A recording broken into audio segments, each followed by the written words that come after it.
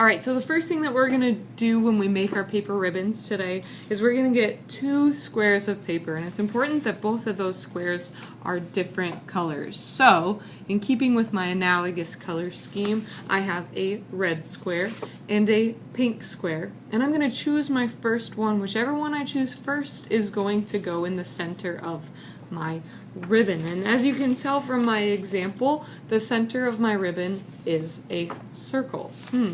So what I might need to do is take a roll of tape or something else that I find in the classroom that's a circle and set it on there and trace it so that I can cut that out. And I want to find something that's pretty big. I don't want something that's teeny tiny. And then the center of my ribbon will be teeny tiny. That doesn't make a whole lot of sense. I want a circle that is pretty big. So once I have that drawn on there, I can go ahead and cut it out. And the next thing that I'm going to be doing with my pink piece of paper is I'm going to actually end up cutting it in half both ways. And sometimes I struggle when trying to cut things in half perfectly. And if you're kind of like me, that's okay. But we can take our piece of square paper, square-ish paper. It might not be cut perfectly, but we can take it and we can fold it in half once and then fold it in half again. And that's going to just give us some guidelines for when we're cutting it. So I'm going to go ahead, I'm going to cut once, cut that way, and then cut that way. So now I should have 4 squares. And I want to take those squares and I want to cut them in half again. But I don't want to cut them in half this way, the long way, because that's going to make a rectangle. What I'm looking to do is make triangles.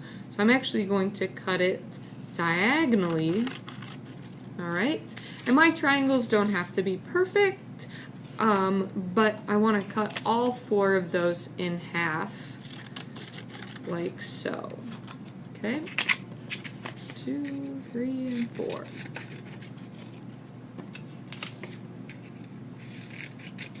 Alright.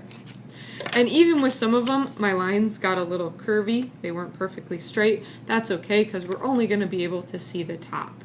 So the next step, I'm going to take those triangles and I'm going to put them on top of my circle.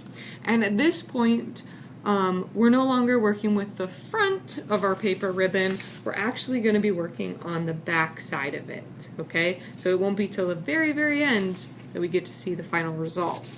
Alright, so right now I have my center, my lime green circle, and I'm working on, these are my triangles, and that's where I'm putting them. So I'm laying them out in the back of my paper so that I can see the pointed edges, okay? So I'll lay them out quick, and then I will move the camera so that you can see it. I might even have some extras. I might not need all of them. No, I'll make it work. I'll move them around. Alright, so this is what I have now.